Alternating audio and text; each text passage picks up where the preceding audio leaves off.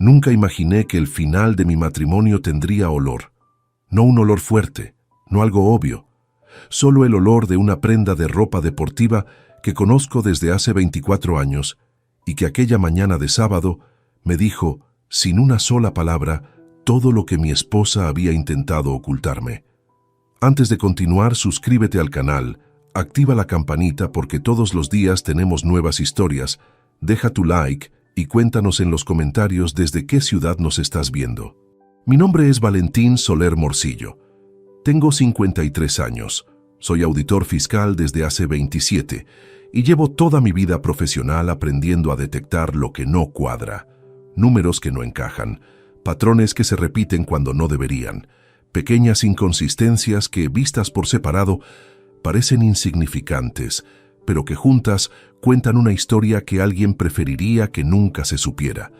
En el trabajo, esa capacidad me dio una carrera. En mi matrimonio, durante demasiado tiempo, la dejé apagada. Y eso fue quizás mi único error real. Nadia y yo nos casamos el 12 de septiembre de 1999. Yo tenía 29 años, ella 25. Nos conocimos en una cena de empresa a la que ninguno de los dos quería ir, y pasamos 3 horas hablando en un rincón mientras el resto bailaba. Esa noche volví a casa pensando que había conocido a la única persona con la que podía quedarme en silencio sin sentir incomodidad. 24 años después, el silencio entre nosotros seguía siendo cómodo, o eso creía yo. Vivimos en Valencia, en el mismo piso que compramos juntos en 2003, cuando nuestra hija Claudia tenía 4 años y el mundo parecía ir exactamente como debía. Un piso amplio, bien orientado, en un barrio tranquilo cerca del parque de cabecera. Lo reformamos en 2011, cambiamos la cocina, pusimos suelo nuevo, pintamos todo de blanco. Nadia eligió cada detalle. Yo firmé los presupuestos y confié en su criterio, porque siempre fue ella quien tuvo ojo para esas cosas y porque en aquella época yo llegaba a casa tarde casi todos los días y no tenía energía para discutir sobre baldosas. Eso es algo que necesito decir desde el principio, antes de continuar. Yo no fui un marido perfecto. Trabajé demasiado durante demasiados años. Hubo etapas en que Nadia me hablaba del colegio de Claudia y yo escuchaba con la mente todavía en un informe que no había terminado. Hubo fines de semana que cancelé planes por culpa de una auditoría urgente. Hubo veranos en que ella llevó a nuestra hija a la playa sola, porque yo no podía pedir vacaciones en ese momento. No lo cuento para excusarme, lo cuento porque forma parte de la historia y porque creo que la verdad, si vale algo, tiene que incluir también las partes que no nos favorecen.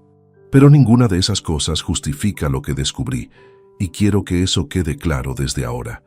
El viernes por la noche, Nadia salió a las 8:15. Me dijo lo mismo que llevaba diciéndome desde hacía meses, que iba al gimnasio, que Lorena, su entrenadora personal, había abierto un turno de noche los viernes para clientas con horarios complicados y que era perfecto para ella porque entre semana le costaba organizarse. Yo estaba leyendo en el salón. Levanté la vista. Le dije que de acuerdo, que no esperara tarde para cenar si le apetecía algo, y volví al libro. No hubo nada raro en esa conversación, nada que me alertara. Nadia se había apuntado al gimnasio 18 meses antes, y desde entonces salía 3 o 4 veces por semana con su bolsa de deporte, y volvía con la cara colorada y el pelo recogido. Era parte de la rutina. Una parte más de los martes y los jueves, y ahora también los viernes. Volvió a las 10:20, 2 horas y 5 minutos después de haber salido. Entró por la puerta con una energía que yo noté desde el salón. No es fácil de describir. No era solo que estuviera contenta. Era una especie de ligereza, como si algo dentro de ella hubiera soltado un peso que yo no sabía que cargaba. Tenía los ojos brillantes. Se quitó la chaqueta, la colgó en el perchero y me preguntó si había cenado ya. Sí, me hice algo antes, le dije. ¿Tienes hambre? No, estoy bien, dijo, y sonrió de una manera que no supe leer en ese momento. Se fue directa al baño. Escuché el agua de la ducha. Me quedé en el salón intentando terminar el capítulo que estaba leyendo, pero algo en esa sonrisa se había instalado en algún lugar de mi cabeza y no me dejaba concentrarme del todo. No era celos, no era sospecha todavía. Era algo más vago, más incómodo, como cuando revisas un balance y los números cierran, pero algo en la suma no te convence y no sabes aún por qué. Me fui a la cama antes de que ella saliera del baño. Cuando Nadia se acostó, yo tenía los ojos cerrados. No estaba dormido, pero no dije nada. A la mañana siguiente, Nadia durmió hasta tarde. Yo me levanté a las 7:30, como siempre, hice café y empecé a ordenar la casa. En algún momento fui al cuarto de baño del pasillo a recoger la ropa sucia para ponerla a lavar. Levanté la tapa del cesto. La bolsa de deporte de Nadia estaba encima de todo, abierta, con la ropa del gimnasio de la noche anterior dentro, una camiseta, unas mallas y el pantalón de chándal azul marino que le había regalado yo el invierno pasado. Saqué la camiseta, la eché al cubo de ropa oscura, saqué las mallas, las eché también, agarré el pantalón y me detuve. No fue un pensamiento, fue algo anterior a cualquier pensamiento. Fue algo que ocurrió en el cuerpo antes de que el cerebro tuviera tiempo de procesar nada. 24 años conviviendo con alguien te enseñan cosas que no sabes que sabes. El olor de la ropa de Nadia, después de entrenar de verdad, es un olor concreto, específico, que conozco sin haberlo pensado nunca conscientemente. Sudor real, la tela caliente, a veces el desodorante mezclado con el esfuerzo físico, algo corporal, algo honesto. Lo que olí en ese pantalón no era eso, era limpio, demasiado limpio para 2 horas de entrenamiento, con un rastro de algo que no era sudor ni desodorante, algo que no debería estar ahí, en esa prenda, después de esa noche. Me quedé de pie en el baño con el pantalón en las manos durante un tiempo que no supe medir. Oía el tráfico en la calle, oía el café todavía caliente en la cocina, oía mi propia respiración. Mis ojos fueron a fijarse, sin ninguna razón, en la raja de la juntura entre 2 azulejos, justo encima del grifo del lavabo. Una juntura que había que reparar desde hacía meses y que ninguno de los dos había arreglado todavía. Una cosa absurda, completamente irrelevante, que mi mente eligió mirar porque no podía mirar todavía lo que de verdad estaba delante de mí. Doblé el pantalón despacio, lo puse de vuelta en el cesto. Fui a la ventana del salón y me quedé mirando la calle sin ver nada en particular. El sol de la mañana caía sobre los coches aparcados. Un hombre paseaba a un perro en la acera de enfrente. Todo seguía exactamente igual que siempre. Y por primera vez en 24 años de matrimonio, no supe qué pensar de la mujer que dormía en mi cama. Solo sabía una cosa con certeza absoluta, con esa certeza fría que uno aprende después de décadas auditando lo que otros intentan esconder. Algo no cuadraba. Y cuando algo no cuadra, siempre hay una razón. Siempre. Hay una cosa que la gente no entiende del trabajo de auditor, y es que no se trata de números. Los números son solo la superficie. Lo que hace un auditor de verdad es leer comportamientos. Detectar cuando alguien actúa de una manera que no corresponde a lo que debería ser su situación real. Aprender a distinguir entre el error honesto y la mentira calculada. Esa distinción, que tardé años en afinar dentro de una empresa, resultó ser exactamente la misma habilidad que más tarde me permitió ver lo que estaba ocurriendo dentro de mi propia casa. Nací en Valencia en octubre de 1971. El segundo de 3 hermanos. Mi padre trabajaba en una fábrica de azulejos en Paterna. Mi madre era administrativa en una empresa de seguros. Una familia de clase media, de las que en aquella época significaba tener suficiente, pero no sobrar nunca. Recuerdo los veranos en casa de mis abuelos en Alcira, el televisor en blanco y negro que mi padre trajo a casa cuando yo tenía 5 años, y más tarde la primera televisión en color. Un aparato enorme que ocupó el centro del salón durante años, como si fuera un mueble de importancia. Recuerdo también la expresión de mi padre cuando volvía de la fábrica en los peores meses de la crisis del petróleo. la expresión de alguien que hace cuentas en la cabeza sin parar y no le salen. Estudié económicas en la Universidad de Valencia. Me licencié en 1994, en plena crisis, cuando encontrar trabajo con titulación universitaria era más difícil de lo que suena. Entré en prácticas en una gestoría pequeña en el centro. Cobraba una cantidad que hoy daría vergüenza mencionar, pero era lo que había y no iba a desperdiciar la oportunidad. En 1996 aprobé las oposiciones a inspector de Hacienda. Fue el momento en que todo cambió. No solo económicamente, también en la manera en que yo me entendía a mí mismo. El trabajo me formó con una precisión que no se aprende en ninguna facultad. Durante los primeros años auditaba pequeñas empresas, comercios, autónomos que llevaban 2 contabilidades desde siempre y creían que nadie se iba a fijar en los detalles. Después pasé a empresas medianas y más tarde a auditorías de mayor envergadura. Lo que aprendí en todo ese tiempo es que la mayoría de los fraudes no se construyen sobre mentiras grandes y difíciles de sostener. Se construyen sobre pequeñas inconsistencias que por separado tienen explicación razonable. Es la acumulación lo que los delata. Siempre la acumulación. Conocí a Nadia Espinosa Valcárcel en noviembre de 1997, en una cena de empresa a la que asistí sin ningún entusiasmo. Ella trabajaba entonces como técnica de administración en una empresa de importación y había llegado a esa cena acompañando a una amiga que tampoco tenía ganas de estar allí. Hablamos durante más de 3 horas mientras el resto de los asistentes bailaba canciones que ya en aquel entonces nos parecían demasiado ruidosas. Ella tenía 23 años, el pelo oscuro recogido y una manera de escuchar que me sorprendió desde el primer momento. No fingía interés, escuchaba de verdad. Para alguien como yo, que pasaba los días rodeado de personas que intentaban convencerme de cosas que no eran ciertas, eso valía mucho más de lo que podría explicar. La boda fue el 12 de septiembre de 1999. Una ceremonia sencilla en la parroquia del barrio donde ella había crecido, con una recepción en un restaurante que ya no existe. Los padres de los dos, los amigos de toda la vida. Esteban Carrasco estaba en la primera mesa, actuando de padrino, con esa sonrisa suya que no ha cambiado en 30 años de amistad.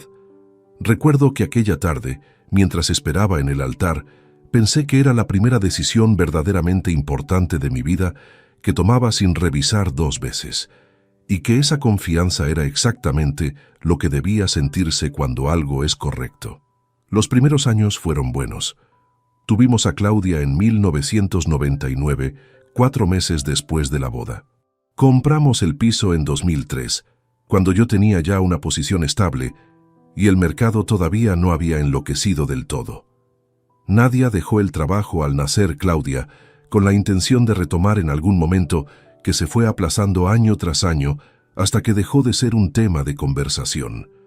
No fue una decisión forzada. Fue una de esas cosas que ocurren cuando la vida se organiza sola y nadie la cuestiona, porque todo funciona. Yo aportaba los ingresos. Ella llevaba la casa y criaba a nuestra hija. Y durante mucho tiempo, los dos fuimos razonablemente felices dentro de ese esquema. Pero hay algo que he aprendido con los años, y es que razonablemente feliz y verdaderamente feliz no son la misma cosa. La diferencia entre una y otra se va haciendo más grande despacio, sin que nadie la nombre, hasta que un día el espacio entre las dos es tan ancho que ya no se puede cruzar caminando. Yo trabajé demasiado.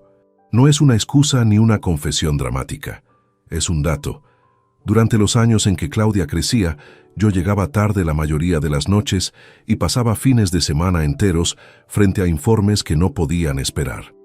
Hubo un periodo entre 2007 y 2010, en plena crisis financiera, en que la carga de trabajo era tan intensa que llegué a casa un día y mi hija me preguntó si me iba a quedar a cenar, como si mi presencia en la mesa fuera una excepción y no algo habitual. Eso me golpeó. Lo anoté en algún lugar interno y no hice nada con ello, porque siempre había algo urgente que atender antes. Nadia, durante todos esos años, no convirtió el reproche en costumbre. Pero había momentos en que la miraba y veía algo en su expresión que no sabía nombrar bien, una especie de cansancio tranquilo, como alguien que ha dejado de aguardar algo que ya no recuerda haber pedido. Yo lo percibía y no actuaba. Eso también forma parte de esta historia, y no voy a pretender que no. Lo que sí puedo decir es que nunca dejé de querer a esa mujer. No de la manera encendida de los primeros tiempos, que eso se transforma con los años en algo más quieto y más hondo, sino con la clase de afecto que se construye compartiendo una vida entera. Sus costumbres, sus manías, la manera en que preparaba el café demasiado cargado siempre, la forma en que doblaba las sábanas en diagonal, aunque nunca entendí la razón. 24 años de detalles acumulados que forman, sin que uno lo note, el tejido de lo que uno es. Por eso aquella mañana de sábado, de pie frente a la ventana del salón, lo que sentí no fue únicamente desconfianza. Fue algo mucho más difícil de sostener. Fue la primera grieta en algo que yo había dado por sólido sin comprobarlo nunca, y el miedo no venía de lo que podría descubrir. Venía de lo que ya, en algún lugar que todavía me resistía a reconocer, comenzaba a saber. Pero no tenía nada concreto, solo una prenda de ropa que olía diferente, y eso para un auditor fiscal con 27 años de carrera no era suficiente. Todavía no. La primera noche no dormí nada. Me quedé en la cama con los ojos abiertos mirando el techo, escuchando la respiración tranquila de Nadia a mi lado y pensando en que el ser humano es capaz de construirse una certeza a partir de casi nada. Un olor, una sonrisa, el brillo en unos ojos que llevas 24 años conociendo. No era suficiente para acusar a nadie, pero era suficiente para que el sueño se volviera imposible. La segunda noche tampoco. Me levanté a las 3 de la madrugada, fui a la cocina, me serví un vaso de agua que no bebí y estuve sentado en la silla del comedor durante más de 1 hora sin encender ninguna luz. En la oscuridad, la mente trabaja de una manera diferente. No analiza, recuerda. Y lo que me fue devolviendo aquella oscuridad, imagen por imagen sin que yo se lo pidiera, fue un catálogo de pequeñas cosas de los últimos 2 meses que yo había registrado sin procesarlas, archivadas en algún cajón interno al que nunca había vuelto. El primero fue el teléfono. Nadia siempre había dejado el móvil sobre la mesa del salón, boca arriba, sin ninguna preocupación particular. Era algo tan habitual que yo ni lo notaba. Pero en algún momento de las últimas semanas, eso había cambiado. El teléfono estaba ahora siempre boca abajo, o en el bolso, o cargando en el dormitorio con la pantalla contra la mesilla. No fue algo que yo detectara conscientemente en su momento, solo que aquella madrugada, en la cocina a oscuras, lo recordé con una precisión que me sorprendió a mí mismo. La primera vez que lo vi girado sobre la mesa fue un martes. Había un programa de televisión que los dos solíamos ver, y Nadia recibió un mensaje.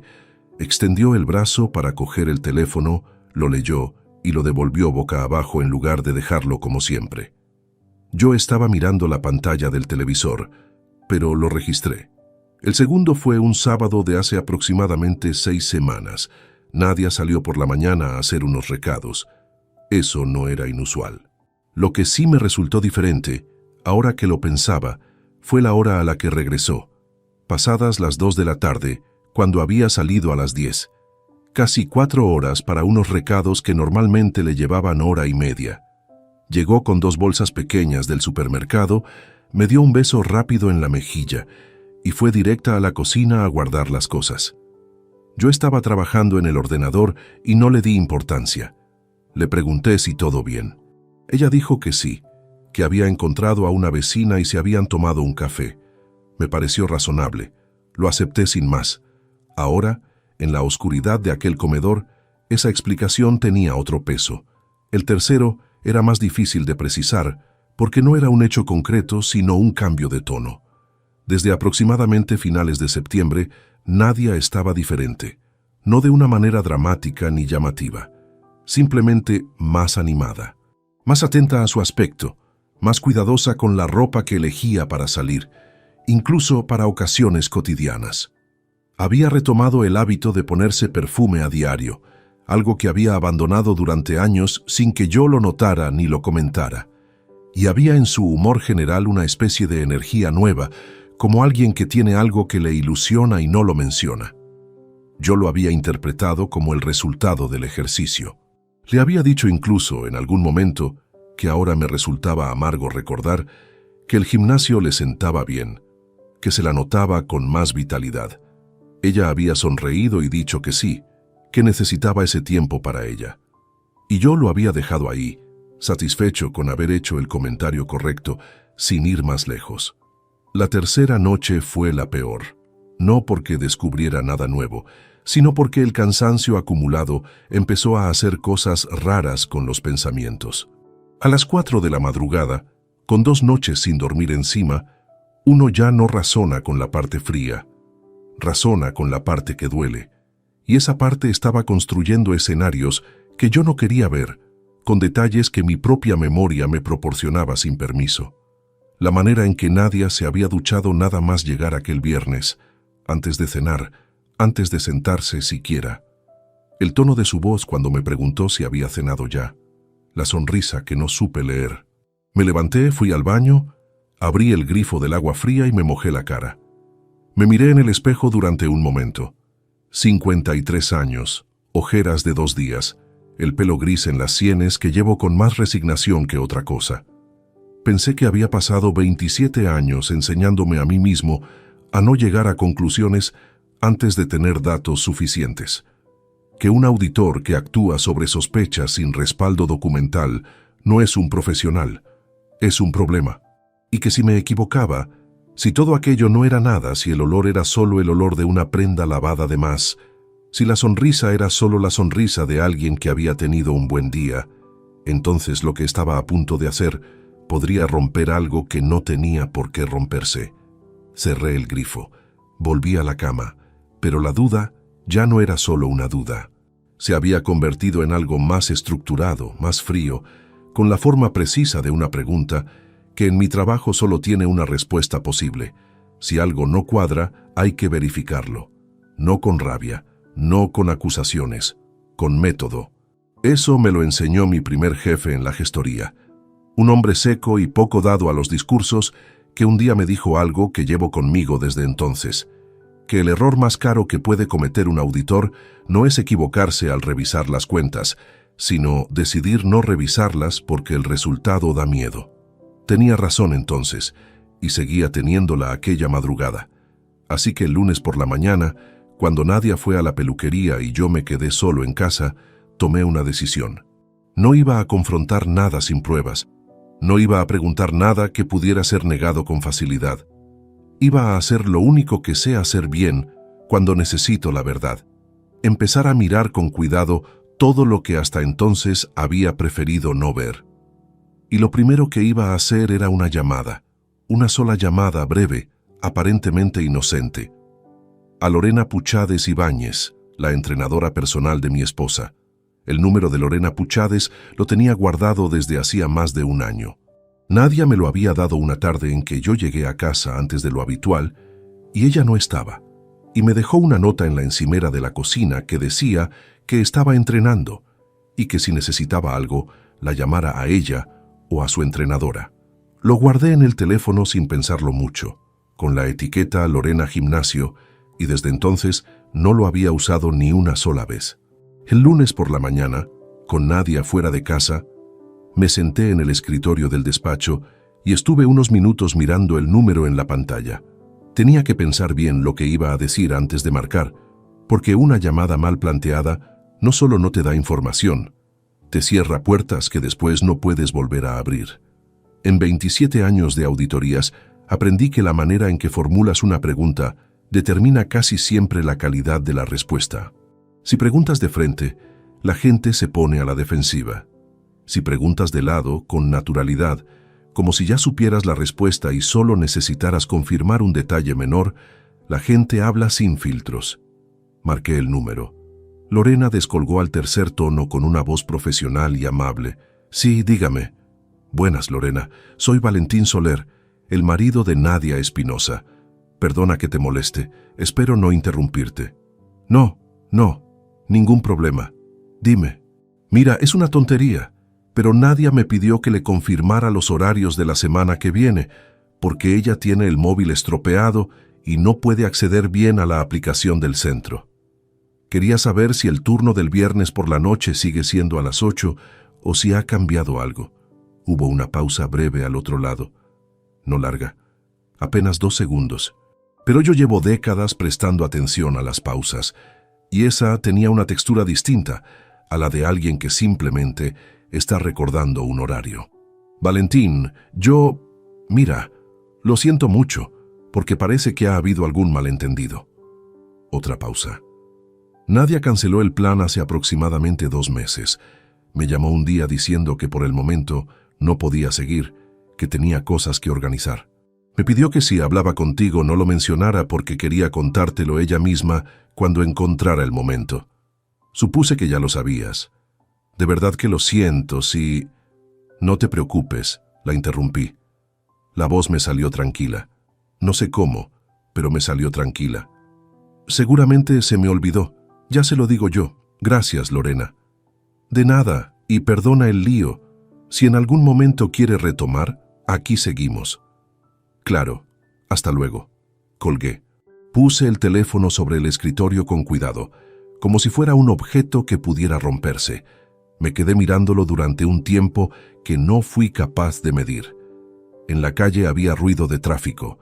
Un camión de reparto frenó abruptamente en el semáforo de la esquina y el frenazo llegó hasta la ventana del despacho como un golpe sordo. El sol de la mañana entraba oblicuo por la persiana a medio bajar y dibujaba una franja de luz en el suelo de madera, entre mis pies y la pata de la mesa. 2 meses. Nadia había cancelado el plan con su entrenadora 2 meses atrás. 2 meses en los que había seguido saliendo con la bolsa de deporte 3 y 4 veces por semana. 2 meses de llegar tarde, con el pelo húmedo y la ropa de deporte usada. 2 meses de excusas que yo nunca cuestioné porque no tenía ninguna razón aparente para hacerlo. 2 meses de viernes por la noche. Lo que sentí en ese momento no fue lo que la gente imagina cuando oye una historia como esta. No fue rabia. La rabia llegaría después, en dosis pequeñas y controlables, en momentos concretos que podré describir más adelante. Lo que sentí entonces, sentado en el despacho con el teléfono sobre la mesa y la franja de sol en el suelo, fue algo mucho más difícil de manejar que la rabia. Fue la claridad absoluta, esa claridad que aparece cuando llevas días resistiéndote a creer algo y de pronto el último argumento en contra desaparece y ya no queda nada que interponer entre tú y la verdad. La sospecha había tenido hasta ese instante la forma vaga e incómoda de algo que podría tener explicación. Ahora ya no. Ahora tenía la forma de un hecho verificado por una tercera persona que no tenía ningún motivo para mentirme. Me levanté de la silla. Fui a la ventana y abrí la persiana del todo. La luz entró de golpe y tuve que cerrar los ojos un momento. Cuando los abrí, me quedé mirando la calle sin ninguna intención particular, solo porque necesitaba mirar algo que no fuera la pantalla del teléfono ni las paredes del despacho. Hay un mecanismo que se activa en mí en los momentos de mayor tensión y que tardé años en identificar y aceptar como propio. No es frialdad, aunque desde fuera pueda parecerlo. Es una especie de compartimentación involuntaria. La parte emocional se cierra en una habitación separada, con llave, y la parte analítica toma el relevo sin pedir permiso. En el trabajo me había salvado de errores graves más de una vez. Aquella mañana, frente a esa ventana, se activó solo. Lo que necesitaba ahora no era llorar, ni confrontar, ni destruir nada. Lo que necesitaba era exactamente lo mismo que necesitaba al inicio de cualquier auditoría compleja. Saber exactamente hasta dónde llegaba el problema antes de mover una sola ficha. Una acusación sin respaldo documental no es justicia, es ruido. Y el ruido, en estas situaciones, solo le sirve a quien tiene algo que ocultar. Si Nadia llevaba 2 meses usando las salidas al gimnasio como cobertura, había mucho más que necesitaba saber. ¿Cuándo había empezado realmente? ¿Con quién? ¿Cuántas veces? Si había dinero involucrado, si había alguien más que supiera y hubiera callado. Esa última posibilidad Me detuvo un momento más de lo que me esperaba. Alguien más que supiera. La aparté de momento. No porque no me pesara, sino porque era demasiado pronto para ir ahí. Primero los hechos verificables, primero la estructura del problema, después los detalles que duelen de otra manera. Volví al escritorio. Abrí el cajón donde guardo una libreta de hojas cuadriculadas que uso para los esquemas de trabajo. Arranqué una hoja limpia. Anoté la fecha en la esquina superior derecha. Lunes. Debajo escribí lo único que tenía confirmado hasta ese momento con fuente externa. Plan de entrenamiento cancelado hace 2 meses. Solicitud explícita de silencio hacia el marido. Debajo de eso, escribí 3 palabras que en mi trabajo funcionan como el punto de partida de cualquier investigación. ¿Qué? ¿Cuándo? ¿Quién? Luego guardé la libreta. Aquella tarde llamé a Esteban Carrasco. No para desahogarme, porque eso no es lo mío, y él lo sabe. Lo llamé porque Esteban había pasado por algo parecido 7 años antes, y porque cuando terminó aquel proceso, me dijo el nombre de un profesional en quien confiaba. En ese momento no creí que nunca llegaría a necesitarlo. Me había equivocado. Esteban Carrasco Montes y yo nos conocemos desde el primer año de carrera. Éramos 2 chicos de familias trabajadoras, en una facultad donde la mitad de los estudiantes llegaban en coche y la otra mitad en autobús. Y eso, aunque nunca lo dijimos en voz alta, fue suficiente para encontrarnos desde el principio en el mismo lado de algo. 32 años de amistad dan para mucho. Dan para saber cuándo el otro necesita que le hablen y cuándo necesita que lo escuchen. Dan para reconocer en el tono de una llamada lo que no se está diciendo. Cuando lo llamé aquella tarde del lunes, descolgó al segundo tono. Valentín. ¿Qué ocurre? No era una pregunta. Era la manera en que Esteban dice que ya sabe que algo va mal antes de que abras la boca. Le dije que necesitaba verlo, que no era urgente en el sentido de que nadie estuviera en peligro, pero que sí necesitaba hablar con alguien esa noche si podía ser. Me dijo que tenía libre a partir de las 8:30. Quedamos en el bar de siempre, un sitio pequeño en el barrio de Ruzafa que frecuentamos desde hace más de 20 años, con mesas de madera oscura y un dueño que ya no nos pregunta qué vamos a tomar porque lo sabe de memoria. Llegué antes que él. Pedí 2 cafés y me senté en la mesa del fondo, la más apartada, la que siempre elegimos cuando la conversación va a ser de las que no necesitan público. Esteban llegó 10 minutos después, con el abrigo todavía puesto. Se sentó frente a mí, y antes de que yo dijera nada, me miró con esa atención directa que tiene, y que a veces resulta incómoda precisamente porque no deja espacio para rodeos. Cuéntame, le conté todo, desde el sábado por la mañana con la ropa en el cesto, las 3 noches sin dormir, los detalles que habían ido emergiendo de la memoria, la llamada a Lorena, lo que Lorena dijo. Hablé durante casi 40 minutos sin que él interrumpiera una sola vez, lo cual para alguien tan dado a las opiniones como Esteban es una señal inequívoca de que está tomando algo en serio. Cuando terminé, se quedó un momento mirando su taza de café. «¿Cuánto tiempo llevas pensando que podría ser esto y descartándolo?», dijo al fin. No lo había descartado, simplemente no lo había mirado. «Es lo mismo», dijo, y no añadió nada más sobre eso. Esteban sabe lo que es esto desde un lugar que yo nunca quise entender del todo cuando le tocó a él. Hace 7 años, su mujer de entonces, Pilar, terminó de una manera que dejó a Esteban con una hija de 12 años, una hipoteca y el tipo de herida que no se cierra del todo, pero que con el tiempo se aprende a llevar. Yo estuve a su lado durante ese proceso.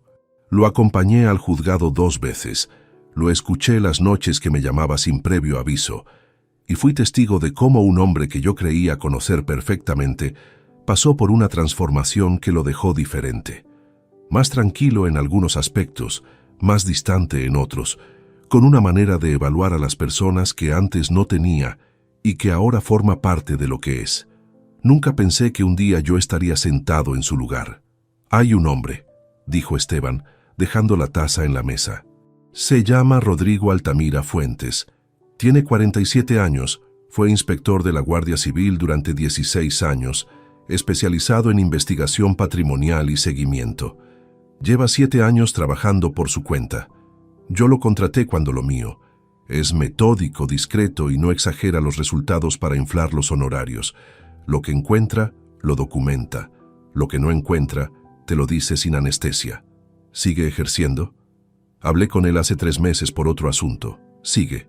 Le pregunté si podía acompañarme a la primera reunión. No porque necesitara un tutor, sino porque Esteban ya había pasado por ese proceso y conocía el protocolo, y yo no quería llegar a esa conversación sin saber exactamente qué se podía pedir y qué límites legales existían. Él asintió sin dudarlo. Llamamos a Rodrigo Altamira desde el propio bar, esa misma noche.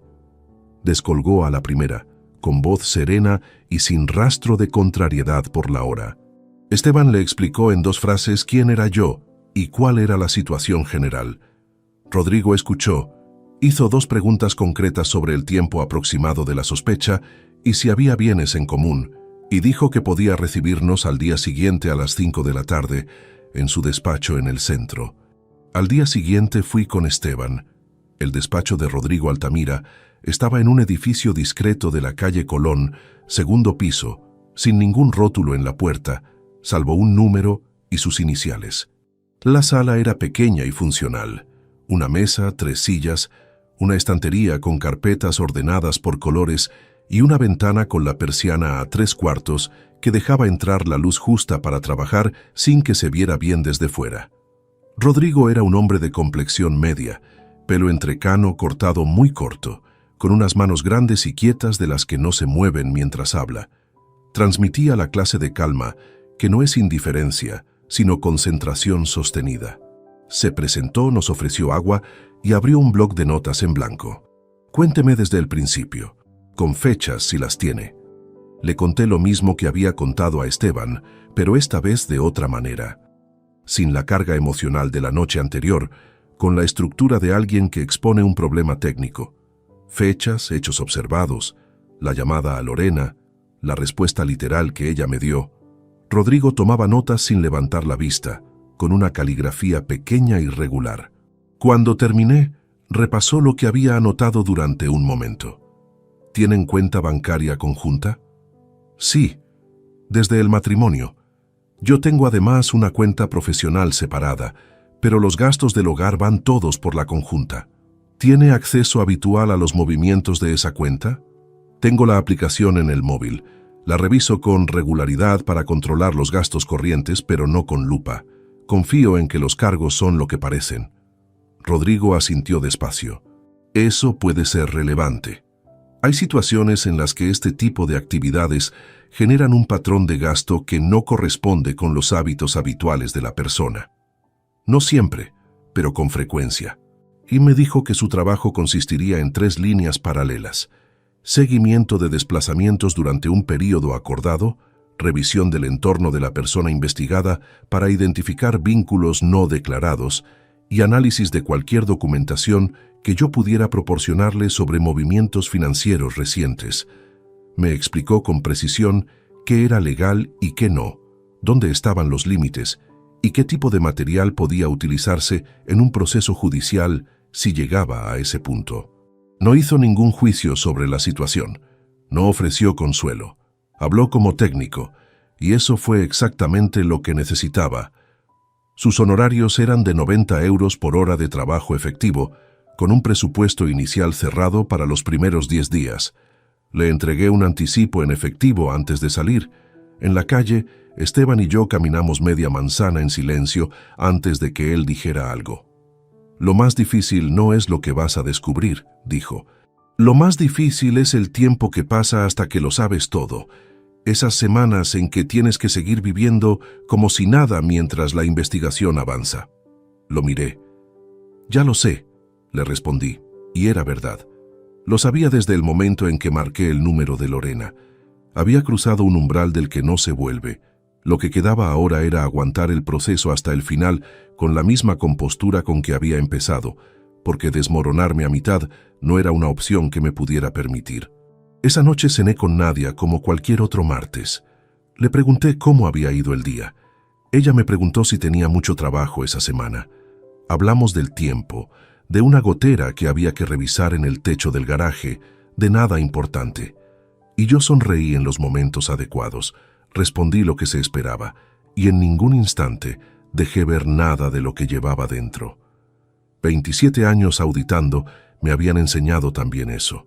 Los 10 días siguientes fueron los más extraños que he vivido en mucho tiempo, no por lo que ocurrió fuera, sino por lo que ocurrió dentro.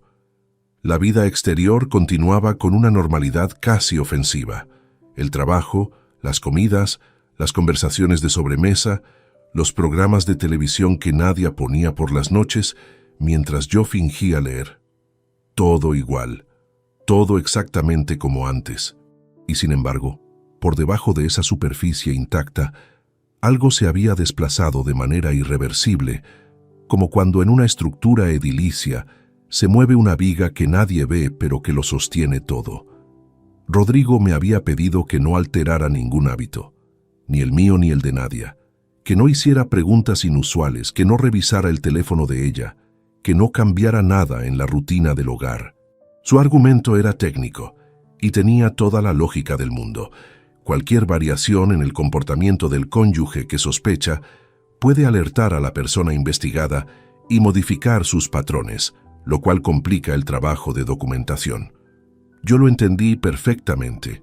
Llevarlo a la práctica fue otra cosa. Hubo una tarde, el quinto día, en que Nadia salió a lo que dijo ser una cita con una amiga. Cogió el bolso, se puso la chaqueta y antes de salir se giró en la puerta del salón para decirme que no la esperara despierto si se hacía tarde. Sonrió. Yo le dije que de acuerdo, que lo pasara bien. Cerró la puerta. Me quedé sentado en el sofá durante varios minutos, sin ser capaz de hacer nada más que escuchar el silencio del piso. Esa noche no cené. Calenté agua para una infusión que no bebí, y estuve en el despacho revisando expedientes de trabajo hasta pasada la medianoche, no porque tuviera prisa, sino porque necesitaba que mi mente tuviera algo concreto a lo que aferrarse. Rodrigo llamó el 11º día, a las 6:15 de la tarde, con una puntualidad que me dijo que tenía resultados. Me preguntó si podía pasarme por su despacho al día siguiente a las 5. Le dije que sí. Esa noche dormí menos que ninguna otra desde que empezó todo esto. No por ansiedad, exactamente. Era algo más cercano a lo que siento antes de presentar los resultados de una auditoría importante. La tensión específica de quien sabe que al día siguiente va a tener que mirar una verdad completa de frente, sin posibilidad de apartar los ojos. Llegué al despacho de Rodrigo 5 minutos antes de la hora. Él ya tenía sobre la mesa una carpeta de color azul oscuro, cerrada, con mi nombre escrito en la portada con rotulador negro. Me señaló la silla, se sentó frente a mí, no abrió la carpeta de inmediato. Antes de que vea el contenido, dijo, quiero explicarle lo que encontré y cómo está organizado.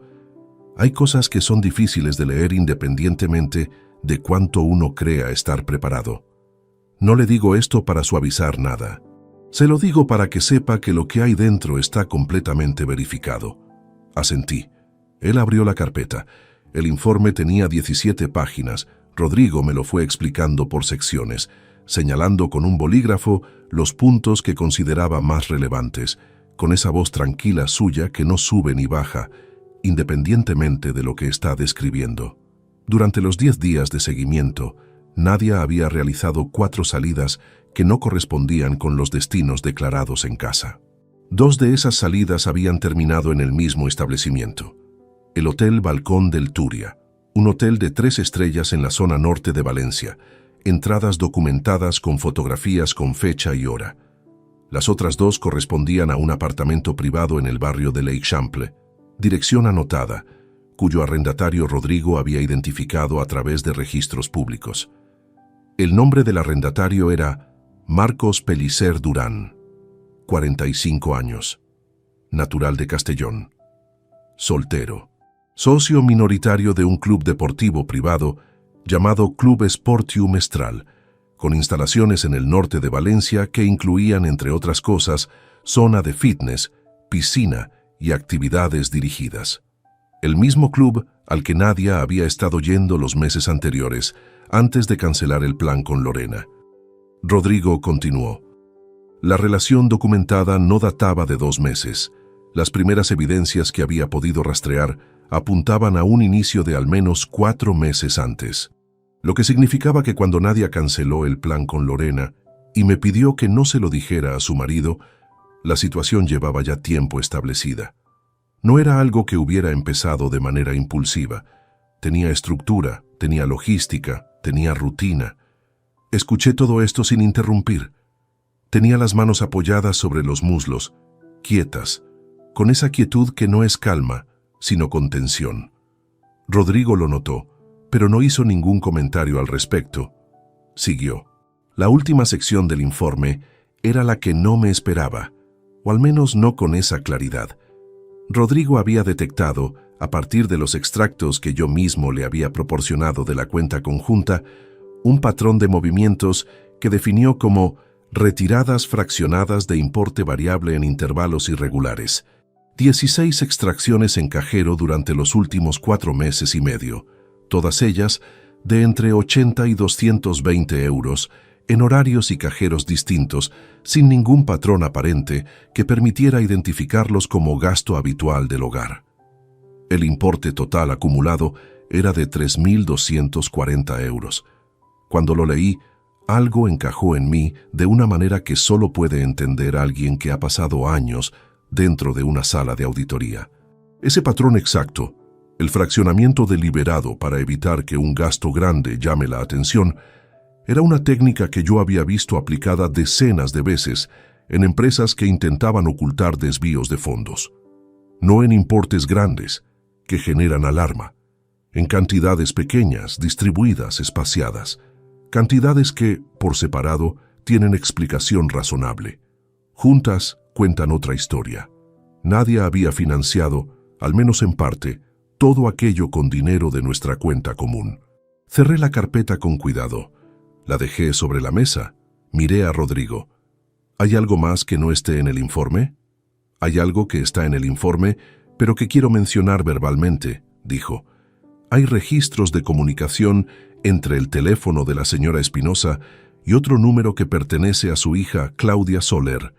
Son frecuentes, algunos en horarios que coinciden con las salidas documentadas. No tengo acceso al contenido de esos mensajes, que requeriría autorización judicial. Pero la frecuencia y el patrón temporal son lo suficientemente llamativos como para que le parezca relevante mencionarlo. Me quedé en silencio durante varios segundos. Claudia. No era la primera vez que ese nombre asomaba en algún pliegue de todo esto. Había habido una tarde, unas semanas atrás, en que llamé a mi hija para quedar a comer el fin de semana, y ella me dijo que no podía, que tenía un compromiso con unas amigas. Nadia, que estaba en la cocina, salió al pasillo en ese momento y le dije que era Claudia. Ella no preguntó nada. Se limitó a volver a la cocina. Una reacción completamente neutral que en ese momento me pareció normal y que ahora, con el informe de Rodrigo delante, adquiría un contorno diferente.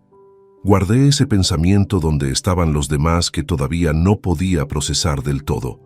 Le pregunté a Rodrigo qué pasos recomendaba a partir de ese momento. Me dijo que lo primero era hablar con un abogado especializado en derecho de familia antes de tomar ninguna decisión, para conocer exactamente el marco legal en el que me movía. Me dio el nombre de una letrada de su confianza, Carmen Dabó Rubert, 43 años, especialista en separaciones y liquidación de régimen económico matrimonial, con despacho en la calle Jorge Juan. Salí del edificio con la carpeta azul bajo el brazo. Afuera hacía frío. Un viento seco del norte que en Valencia aparece en noviembre y que te entra por el cuello del abrigo aunque lo lleves bien cerrado. Me detuve en la acera un momento, sin dirección concreta. 4 meses, 3.240 euros. Un hombre con nombre y apellidos y una dirección verificada, y la posibilidad, todavía no confirmada pero ya instalada en mí con un peso propio, de que alguien más en mi familia hubiera sabido todo esto y hubiera elegido no decirme nada. Eché a andar hacia el aparcamiento. Lo que había encontrado al abrir esa carpeta no era el final de nada, Era, como bien sabía por oficio, el momento en que una investigación deja de ser una sospecha y se convierte en un expediente. Y un expediente tiene una sola dirección posible: hacia adelante. Hay una diferencia entre las cosas que duelen y las cosas que cambian algo de manera permanente. La traición de Nadia dolía. Era un dolor real, físico casi, con un peso concreto que yo cargaba en el pecho desde aquella mañana de sábado frente al cesto de la ropa. Pero era un dolor que tenía, al menos, una forma reconocible. Había palabras para describirlo. Había precedentes. Había otros hombres que habían pasado por algo similar y habían salido al otro lado. Lo de Claudia no tenía esa forma. Tardé 4 días en decidir cómo proceder. 4 días en los que abrí el informe de Rodrigo varias veces, leí la misma sección, y lo cerré sin haber tomado ninguna decisión, porque algo en mí se resistía a ir hasta ese punto sin estar completamente seguro. No era duda sobre los hechos. Era la resistencia natural de un padre que lleva 27 años queriéndole la vida a una persona y que sabe que lo que está a punto de confirmar no tiene marcha atrás. Pedí a Rodrigo que ampliara esa parte concreta de la investigación. Le expliqué lo que necesitaba, no el contenido de los mensajes, que era inaccesible sin autorización judicial, sino el patrón de comportamiento, coincidencias verificables entre las ausencias de Nadia y cualquier interacción documentable con Claudia que pudiera indicar coordinación activa. Rodrigo me dijo que necesitaría unos días más. Le dije que no había prisa, que prefería tenerlo bien hecho. El informe complementario llegó 6 días después. Eran 4 páginas. Las leí de pie, en el despacho de Rodrigo, sin sentarme. La primera coincidencia databa de hacía aproximadamente 3 meses. Un viernes en que Nadia llegó a casa más tarde de lo habitual, casi a las 11 de la noche, y me dijo que había estado cenando con Claudia porque mi hija había tenido una semana difícil en el trabajo y necesitaba desahogarse. Yo lo recordaba perfectamente, porque esa noche yo mismo había llamado a Claudia a media tarde para preguntarle si quería que quedáramos ese fin de semana, y ella me había dicho que estaba muy ocupada y que mejor lo dejábamos para más adelante. 2 horas después, según Nadia, estaba cenando con ella. En ese momento lo acepté sin cuestionarlo. Me pareció que Claudia simplemente había necesitado a su madre esa noche, lo cual era perfectamente razonable. Ahora, con el informe delante, el registro de la tarjeta de crédito de Nadia de esa noche mostraba un cargo en un restaurante. Sí, pero en una zona de la ciudad que quedaba a 20 minutos del piso de Claudia y a 10 minutos del apartamento de Marcos Pellicer en Le Chample. La segunda coincidencia era más directa y más difícil de leer. Hacía 2 meses, un sábado por la tarde, yo llamé a Claudia porque no encontraba a Nadia y su teléfono no daba señal. Claudia respondió enseguida con una voz completamente tranquila y me dijo: «Está aquí conmigo, papá. Se le habrá quedado el móvil sin batería. La tengo al lado. ¿Necesitas algo urgente?» Yo le dije que no, que solo quería saber dónde estaba. Claudia dijo que no me preocupara, que en un par de horas estaría en casa. Nadia llegó esa tarde a las 7:30. Rodrigo había cruzado ese dato con los registros de desplazamiento que tenía del período de seguimiento. La localización aproximada del teléfono de Nadia ese sábado, triangulada a través de las torres de cobertura a las que se había conectado, no coincidía con el barrio de Claudia. Coincidía con la zona norte de la ciudad, en las inmediaciones del Hotel Balcón del Turia. Claudia había mentido, directamente en una llamada telefónica conmigo, sin vacilación, con una naturalidad que solo se tiene cuando ya se lleva un tiempo haciendo algo. Cerré el informe. Hay un tipo de silencio que no es ausencia de sonido, sino ausencia de pensamiento. Eso fue lo que hubo en mí durante los minutos siguientes. No rabia todavía, no lágrimas, solo un vacío extraño, como cuando uno de los pilares de un cálculo estructural resulta ser un dato incorrecto, y toda la arquitectura construida sobre él necesita rehacerse desde cero. Claudia tiene 27 años. La recuerdo con 4, corriendo por el pasillo de casa con un pijama de rayas hacia la cama en que yo estaba leyendo el domingo por la mañana, saltando encima de mí sin avisar y riendo con esa risa que tienen los niños cuando son completamente felices y no saben que lo son. La recuerdo con 12, sentada en la mesa del comedor con los libros de matemáticas abiertos, pidiéndome ayuda con los problemas porque Nadia no entendía los enunciados, y yo sí. La recuerdo con 19, en la primera fila del auditorio de la universidad, cuando defendí un trabajo de investigación que había tardado 2 años en terminar, aplaudiendo con esa energía exagerada que ponía en las cosas cuando algo le importaba de verdad. Todo eso es real. Nada de lo que descubrí lo borra, pero también es real que mi hija de 27 años recibió una llamada de su padre preguntando por su madre y eligió mentirme con una facilidad que no se improvisa. Eso también es real. Y las dos cosas pueden ser verdad al mismo tiempo, aunque sostenerlas juntas cueste más de lo que quisiera admitir. Sé que hay quien podría entender la posición de Claudia, que era la madre, que la presionaron o la pusieron en una situación imposible. No voy a fingir que no consideré esa posibilidad, porque la consideré.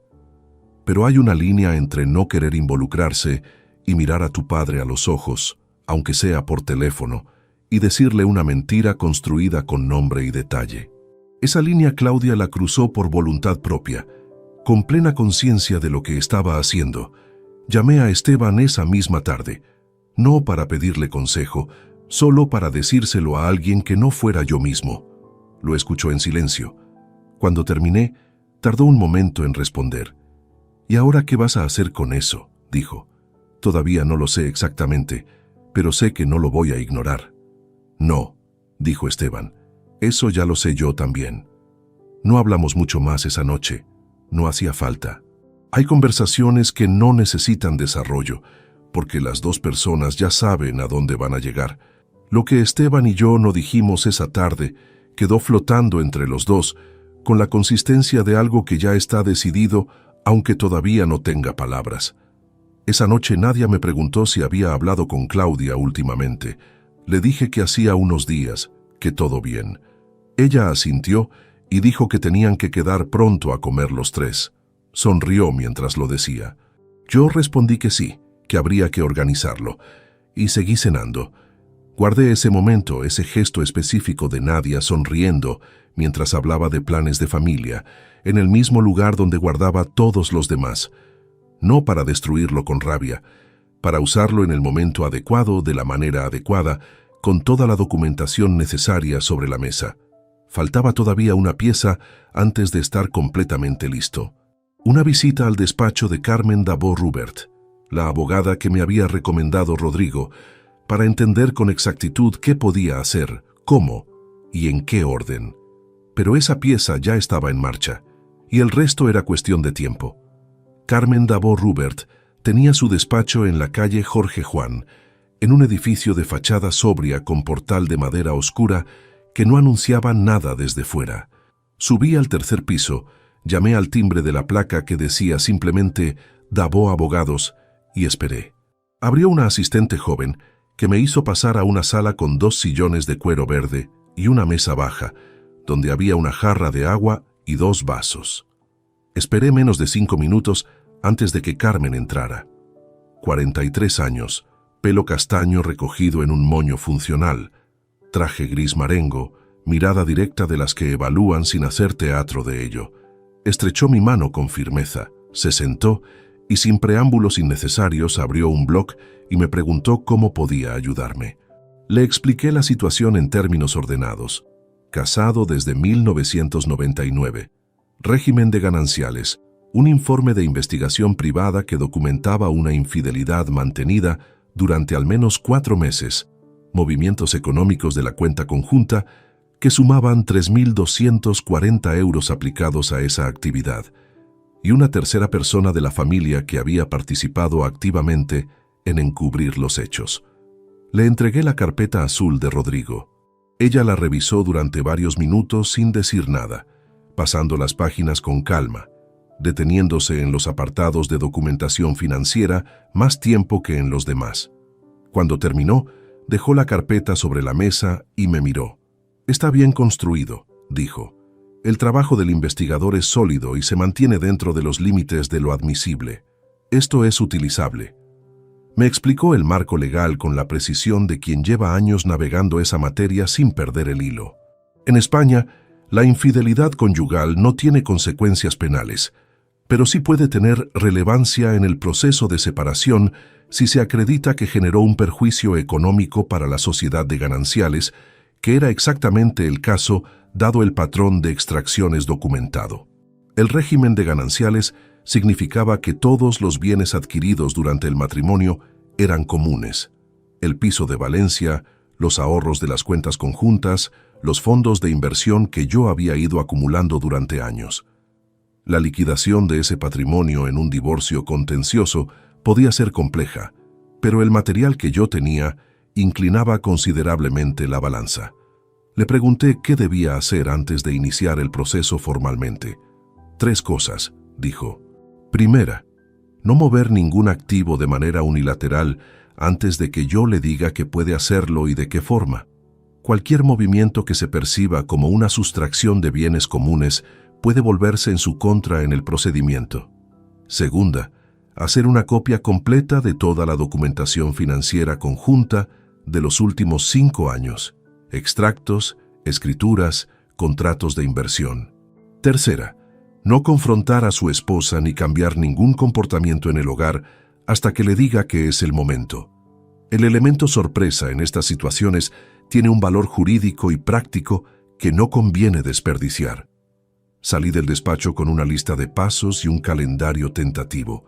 Carmen me había dicho que si yo cumplía con la preparación documental, ella podía tener todo listo para iniciar el proceso en un plazo de 4 a 6 semanas. Las siguientes 2 semanas fueron las de mayor exigencia de toda esta historia. No por lo que ocurría fuera, sino por la disciplina que requería mantener todo en orden simultáneamente: el trabajo, la fachada doméstica y la construcción paralela del expediente completo que Carmen necesitaba.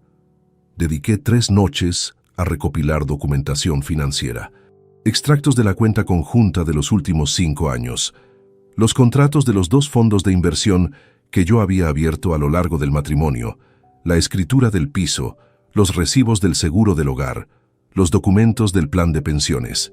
Todo estaba digitalizado en mi ordenador del despacho, que Nadia nunca usaba.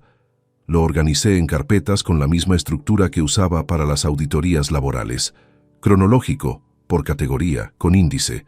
Imprimí las copias que Carmen me había pedido y las guardé en una carpeta de cartón rígido que cerré con una goma y guardé dentro de la bolsa de mano que siempre llevo al trabajo.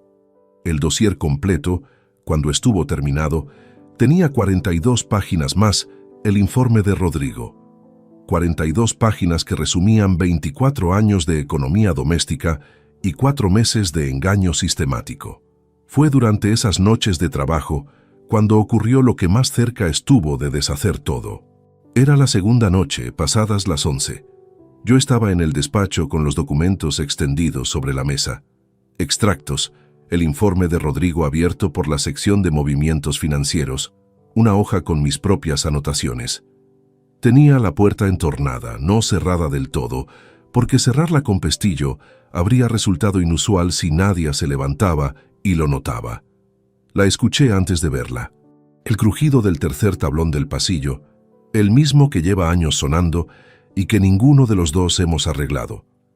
Me levanté de la silla en un movimiento que fue más instintivo que pensado y en 2 segundos planos tenía el informe de Rodrigo cerrado debajo del teclado del ordenador, los extractos metidos dentro del cajón central y la hoja de notas doblada en el bolsillo del pantalón del pijama.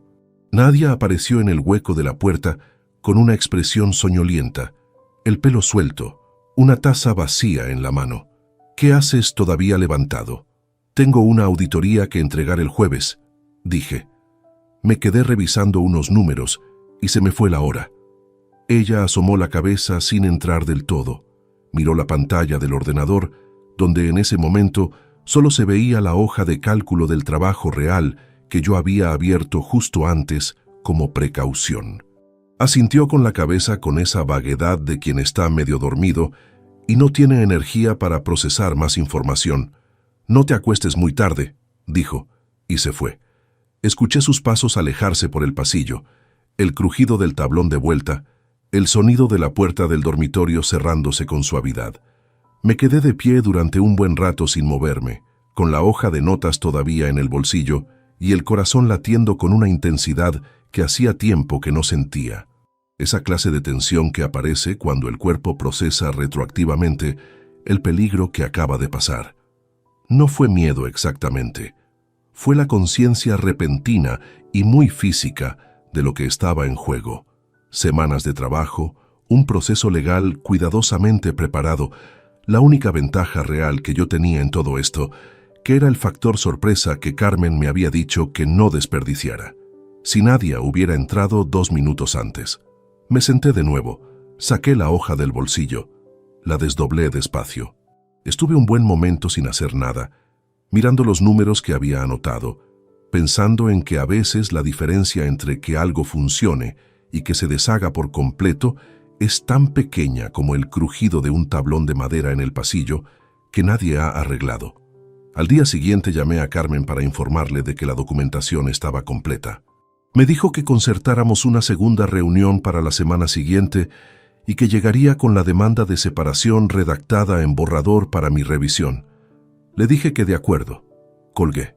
Guardé la carpeta de cartón en la bolsa con el mismo cuidado con que se guarda algo que no puede permitirse perder.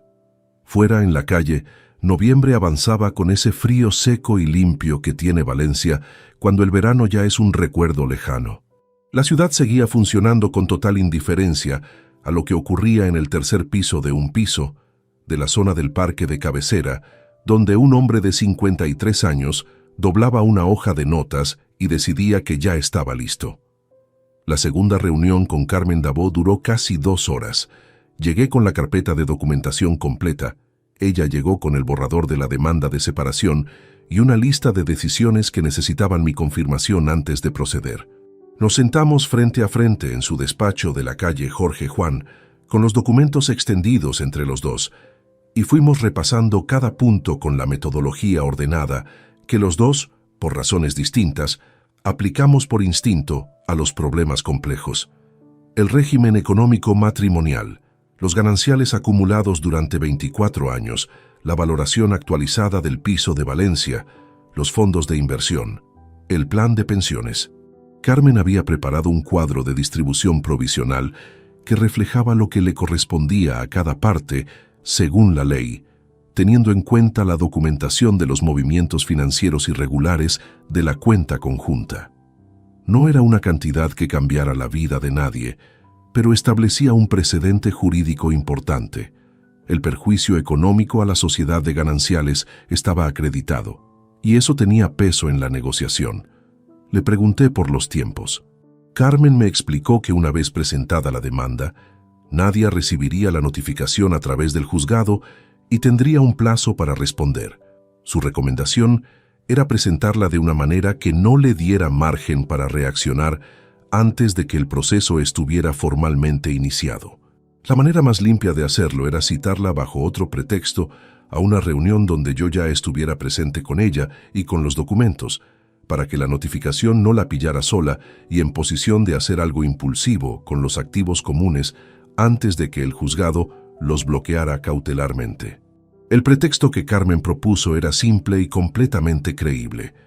Una revisión de documentación patrimonial rutinaria que el marido necesitaba firmar junto a su cónyuge por requerimiento de la entidad bancaria. Nadia no tenía ningún motivo para sospechar nada de una gestión de ese tipo. Yo firmaba documentos relacionados con el trabajo con regularidad y ella nunca había mostrado particular interés en los detalles administrativos de nuestra economía doméstica.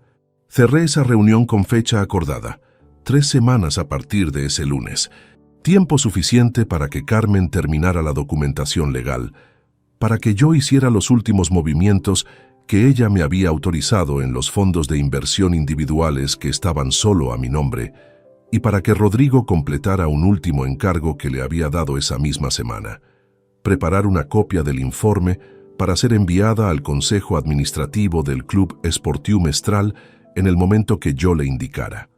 Sin anticipación, sin filtros, en el momento exacto que yo dijera. Esas 3 semanas fueron distintas a todo lo anterior.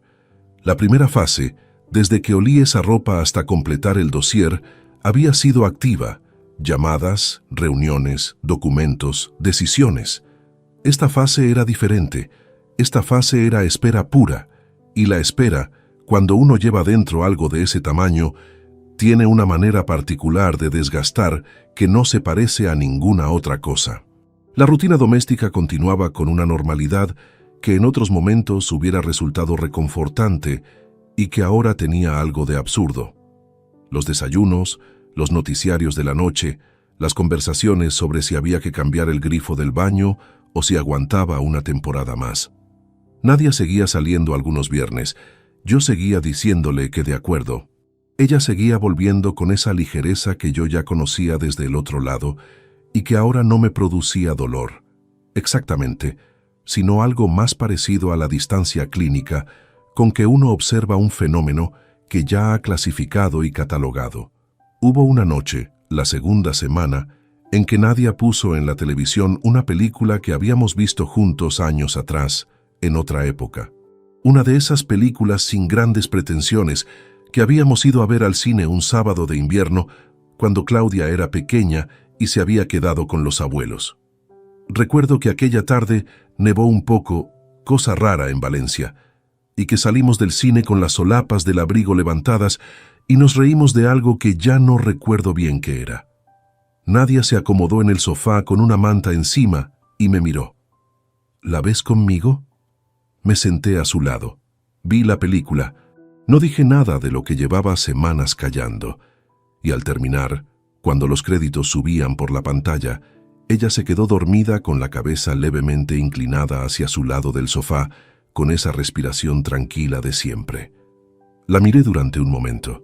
Hay algo que no he contado todavía porque me ha costado encontrar la manera de contarlo sin que suene a lo que no es. Durante esos 24 años, Nadia no fue solo la mujer que me traicionó.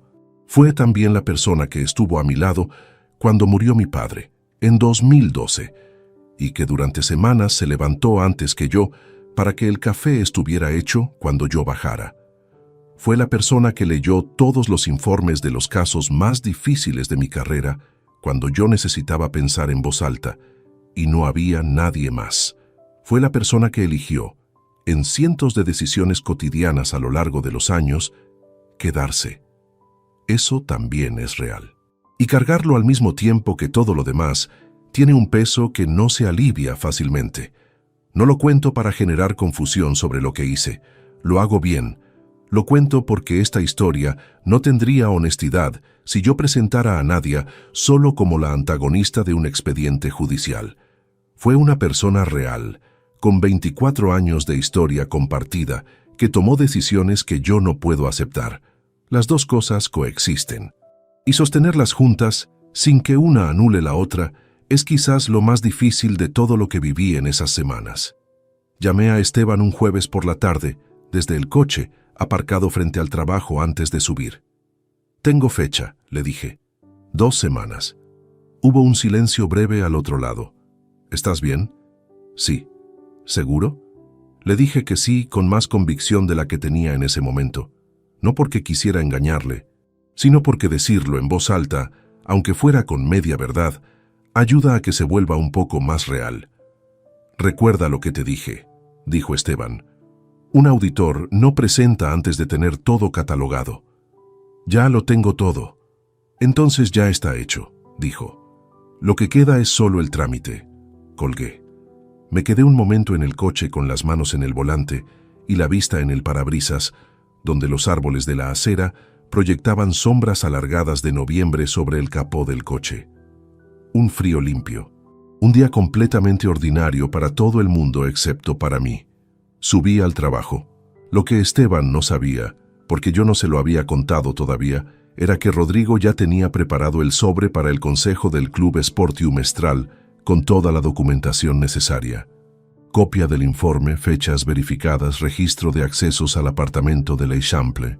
Suficiente para que Marcos Pellicer Durán tuviera que dar explicaciones en el único entorno donde su posición importaba de verdad. El de sus socios, su reputación profesional, el pequeño mundo donde había construido su imagen durante años. No era una denuncia penal, era algo más preciso que eso. Era devolver cada cosa a su lugar de origen. El sobre saldría el mismo día del confronto, ni antes ni después. Faltaban 14 días. El día acordado amaneció con el mismo aspecto de cualquier otro miércoles de diciembre en Valencia. Cielo encapotado, temperatura de 9 grados, el ruido habitual del tráfico de la mañana subiendo desde la calle. Me levanté a las 7:30, me duché, me vestí con el traje gris que uso para las reuniones formales de trabajo y fui a la cocina a hacer café. Nadia bajó 20 minutos después en bata, con el pelo suelto, y me preguntó por qué estaba tan arreglado tan temprano. Reunión con el banco a las 10, dije. Necesitan que firmemos los dos un documento de actualización del contrato de la cuenta conjunta. Un trámite de nada, pero requiere firma presencial de ambos titulares. Ella puso una expresión de leve contrariedad. Hoy no me habías dicho nada. Te lo dije el martes, pero estabas al teléfono y creo que no me escuchaste bien. Son 20 minutos, no más. El gestor dijo que a las 10:15 estábamos fuera. Nadia se sirvió café sin decir nada más. Asintió con la cabeza con esa resignación funcional de quien acepta un imprevisto menor, porque no tiene motivo real para negarse. De acuerdo, dame tiempo de arreglarme. No era el banco, era el despacho de Carmen Dabó, en la calle Jorge Juan.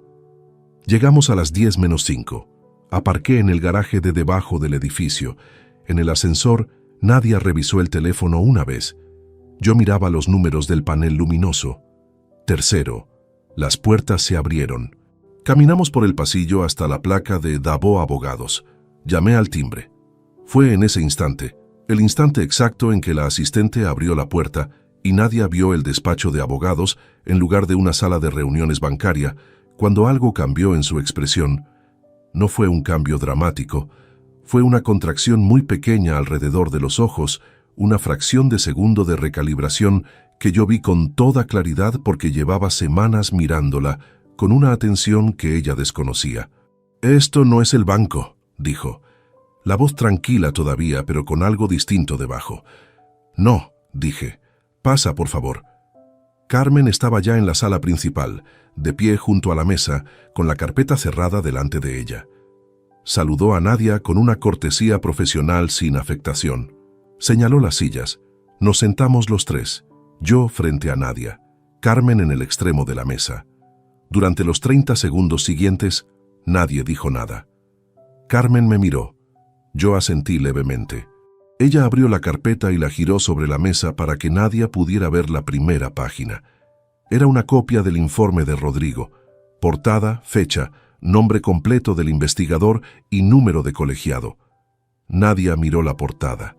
Levantó los ojos hacia mí. Valentín. Escucha primero, dije. La voz me salió exactamente como había ensayado que saldría, sin elevación, sin quiebra, entera. Carmen tomó la palabra con la precisión ordenada de quien ha hecho esto muchas veces y sabe que la claridad, en estos momentos, es la única forma de respeto que tiene sentido ofrecer. Explicó quién era, en qué calidad estaba presente y lo que contenía la documentación sobre la mesa. No fue cruel. No fue innecesariamente detallado en los aspectos más personales. Fue exacto. Hotel Balcón del Turia. Apartamento de l'Eixample. 4 meses documentados. Marcos Pellicer Durán, nombre completo. 3.240 euros de la cuenta conjunta. Nadia escuchó los primeros 2 minutos con la espalda recta y las manos sobre el bolso en el regazo. Luego las manos se tensaron sobre el cuero del bolso. Luego bajó la mirada hacia la carpeta y la mantuvo ahí. Esto es una... no puedes simplemente... Empezó una frase y no la terminó. No es una acusación, dijo Carmen con calma. Es documentación verificada. El señor Soler no está aquí para discutir. Está aquí para informarle de que ha iniciado un procedimiento de separación que quedará registrado formalmente hoy. No me avisaste de nada. Nadia me miró. En su voz había algo que oscilaba entre la indignación y el principio de algo más parecido al miedo. 24 años y me traes a un despacho de abogados sin decirme nada. La miré. Le sostuve la mirada con la misma quietud con que había sostenido tantas otras cosas durante las últimas semanas. 2 meses, dije. 2 meses cancelando el plan con Lorena y siguiendo con la bolsa de deporte. 4 meses antes de eso. No me hables de aviso. Hubo un silencio que duró varios segundos y que tuvo una densidad propia, como el silencio que viene después de que algo se rompe y antes de que alguien recoja los pedazos. Nadia intentó otra entrada. Dijo que las cosas entre nosotros hacía tiempo que no eran lo que habían sido, que ella había intentado hablar conmigo en más de una ocasión y que yo nunca había estado presente de verdad, que no justificaba nada, lo sabía, pero que tampoco era tan simple como lo estaba planteando yo. Su voz fue subiendo de tono gradualmente, con esa aceleración que tienen las personas cuando sienten que el terreno bajo sus pies se vuelve inestable y el movimiento es la única respuesta que conocen. Carmen la dejó hablar. Yo también. Cuando Nadia terminó, Carmen dijo con la misma voz de siempre: todo lo que quiera expresar tendrá su espacio en el procedimiento. Hoy el objetivo es únicamente notificarle formalmente el inicio del proceso y entregarle copia de la documentación para que pueda consultarla con su propio abogado. Nadia me miró de nuevo. Ahora la indignación había cedido casi del todo. Lo que quedaba en su expresión era algo más difícil de sostener desde el otro lado. Una mezcla de confusión genuina y el reconocimiento, que llegaba despacio, pero llegaba, de que todo lo que había creído que estaba controlando llevaba semanas no estándolo. «¿Cuánto tiempo llevas sabiendo?», dijo, casi en voz baja. «El tiempo suficiente para hacerlo bien», respondí. No había rabia en mi voz. No había satisfacción tampoco. Había solo la calma de quien ha terminado un trabajo largo y lo ha terminado correctamente. Carmen procedió con los documentos. Nadia los recibió, los miró sin leerlos realmente y los guardó en el bolso con un movimiento mecánico. Cuando se puso de pie para salir, se giró una vez en la puerta con una expresión que no supe clasificar del todo. No era solo pena. Era algo más parecido a la perplejidad de quien lleva tiempo subestimando a alguien y descubre demasiado tarde que ese alguien lo sabía. Salió sin decir nada más. Yo me quedé un momento sentado, con las manos quietas sobre la mesa. Carmen recogió los documentos en silencio, los ordenó, los guardó en la carpeta con esos movimientos precisos y sin prisa que la caracterizan. «Ha ido bien», dijo. «Sí», respondí. Salí del edificio 20 minutos después. En la calle, el frío de diciembre era directo y sin contemplaciones. Saqué el teléfono y envié un mensaje de una sola palabra a Rodrigo: «Ahora». Ese fue el momento en que el sobre cerrado que Rodrigo había preparado para el consejo administrativo del Club Esportiu Mestral salió por correo certificado hacia la dirección social del club. Dentro, copia del informe, fechas verificadas, registro de accesos al apartamento de l'Eixample, nombre completo de Marcos Pellicer Durán, sin comentario adicional, sin firma más allá del remite del despacho de Carmen Dabó, que le daba al envío un carácter formal que un sobre anónimo nunca habría tenido.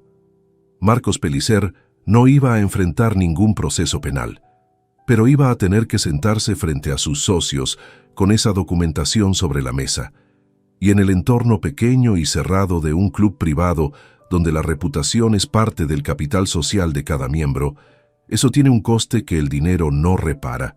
Cada cosa en su lugar. Caminé hasta el coche sin prisa. El día seguía siendo gris y frío y completamente ordinario para el resto del mundo. Yo me senté al volante, puse las manos sobre él y estuve un momento sin arrancar, mirando el parabrisas sin ningún pensamiento particular. Luego arranqué y fui al trabajo. El proceso de divorcio tardó 4 meses y 17 días en quedar resuelto. No fue rápido, porque estas cosas nunca lo son, pero tampoco fue el proceso largo y desgastante que a veces se describe cuando los dos lados llegan sin documentación y sin claridad. Carmen había preparado cada pieza con tanta precisión que el margen de maniobra del otro lado era estrecho desde el principio. Nadia contrató a un abogado. Hubo 2 reuniones de negociación y al final la liquidación de gananciales se cerró dentro de los términos que Carmen había proyectado desde aquella primera tarde en su despacho. El piso de Valencia quedó en venta acordada. La mitad del valor de tasación para cada parte, una vez cancelada la hipoteca residual. Los fondos de inversión conjuntos se dividieron por partes iguales, según escritura. Los 3.240 euros de los movimientos fraccionados quedaron registrados en el acuerdo como perjuicio económico acreditado a la sociedad de gananciales, con la compensación correspondiente. No era una cantidad que transformara ninguna vida, pero su presencia en el documento tenía un significado que iba más allá del número. Significaba que lo que Nadia había intentado hacer de manera invisible había quedado nombrado con precisión en un papel firmado por los dos. Me mudé a un piso en alquiler en el barrio de Benimaclet a principios de año. Un segundo piso con luz natural por la mañana, 2 habitaciones, una cocina pequeña que aprendí a usar de maneras que no había necesitado aprender en 24 años. No era un lugar triste, era un lugar nuevo que es algo diferente, aunque al principio la diferencia no siempre resulte evidente. Los primeros días en ese piso fueron extraños de una manera que no había anticipado del todo. No por la ausencia de Nadia exactamente, sino por el silencio distinto que tiene un espacio que solo te pertenece a ti. Un silencio sin negociación, sin el ruido de fondo de otra vida paralela a la tuya. Tardé unas semanas en dejar de sentirlo como un vacío y empezar a sentirlo como lo que era: espacio. Lo de Claudia se resolvió, o más bien se estableció, de una manera que no tuvo escena ni confrontación. No la llamé para explicarle lo que había descubierto. No le pedí cuentas por teléfono, ni le escribí una carta. Simplemente dejé de estar disponible de la manera en que había estado siempre. Las llamadas que antes contestaba de inmediato empezaron a responderse horas después, con respuestas breves. Las propuestas de quedar a comer se diluyeron en agendas que nunca cuadraban, sin gritos, sin ultimátum, sin el tipo de escena que habría resultado fácil de ignorar o de reencuadrar como reacción exagerada de un padre dolido. Claudia llamó 3 veces en el primer mes. La primera para preguntar cómo estaba, la segunda para decir que le parecía que debíamos hablar. La tercera, con una voz que tenía algo diferente, algo más parecido al reconocimiento de lo que estaba ocurriendo realmente. Le dije que estaba bien, que estaba ocupado, que ya buscaríamos un momento. No hubo momento. No es algo que haya hecho con frialdad ni con la intención de castigar. Lo he pensado muchas veces, lo sigo pensando, y cada vez llego al mismo sitio. Claudia tiene 27 años. No era una niña pequeña sin criterio propio. Era una adulta que tomó una decisión consciente durante meses, en múltiples ocasiones, y que cuando eligió entre decirle la verdad a su padre o proteger los planes de su madre, eligió sin vacilar. Esa elección tiene consecuencias, no porque yo lo decrete, sino porque así funciona la confianza. Una vez rota de esa manera, no se recompone con una conversación. Se recompone, si es que se recompone, con tiempo y con hechos.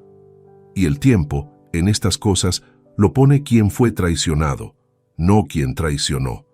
Quizás algún día eso cambie, no lo descarto, pero no voy a fingir que ese día está próximo ni que depende solo de mí.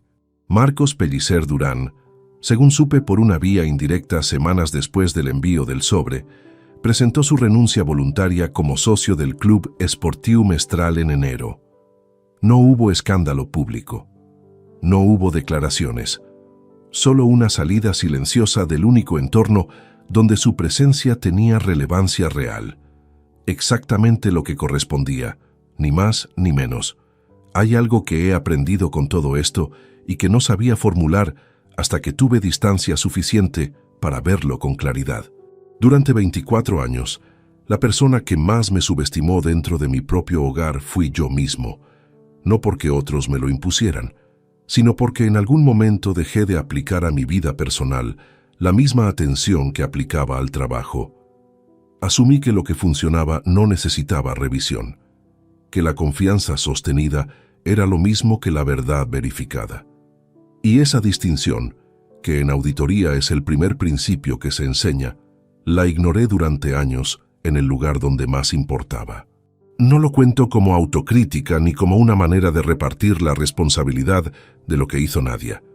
Lo cuento porque si hay algo que me llevo de todo esto que valga la pena conservar, es esa conciencia, que la atención no es desconfianza, que revisar lo que uno da por sentado no es vivir con miedo, es vivir con honestidad. Esteban me invitó a cenar el primer sábado que pasé solo en el piso de Benimaclet. Llevó una botella de vino que costaba más de lo que ninguno de los dos habría gastado normalmente en una noche de entresemana, y cuando le pregunté la razón, dijo que algunas cosas merecen una botella buena, aunque no sean celebraciones exactamente. Cenamos durante casi 3 horas. Hablamos de cosas distintas a todo lo que habíamos hablado en los últimos meses. De sus planes de hacer un viaje que llevaba años aplazando, de un libro que los dos habíamos leído en épocas distintas y sobre el que teníamos opiniones diferentes, de cosas sin consecuencia inmediata. Fue la primera noche en mucho tiempo en que estuve completamente presente en una conversación sin ninguna parte de mí guardada en otro sitio. Antes de irse, Esteban se puso el abrigo y se quedó un momento en la puerta. «¿Cómo estás realmente?», dijo. Lo pensé un segundo antes de responder. «Bien», dije. No del modo en que uno dice bien cuando quiere decir que está sobreviviendo. «Bien de verdad». Él asintió. Salió. Me quedé solo en el salón del piso nuevo, con la botella casi vacía sobre la mesa y el silencio tranquilo de una noche de invierno en una ciudad que sigue funcionando igual con independencia de todo. Fui a la ventana. Afuera los árboles de la acera estaban pelados, con esa desnudez austera de diciembre que a mucha gente le parece triste y que a mí, esa noche, me pareció simplemente honesta. Pensé en la mañana de sábado de hacía meses, en el cesto de ropa, en la calza de chándal azul marino que había devuelto a su sitio con cuidado mientras el mundo seguía exactamente igual fuera de la ventana.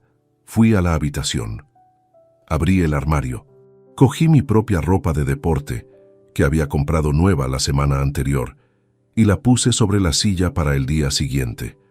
Por la mañana, por primera vez en muchos años, fui a caminar solo por el parque, sin prisa, sin destino fijo, con el frío de diciembre en la cara y los pulmones llenos de aire limpio.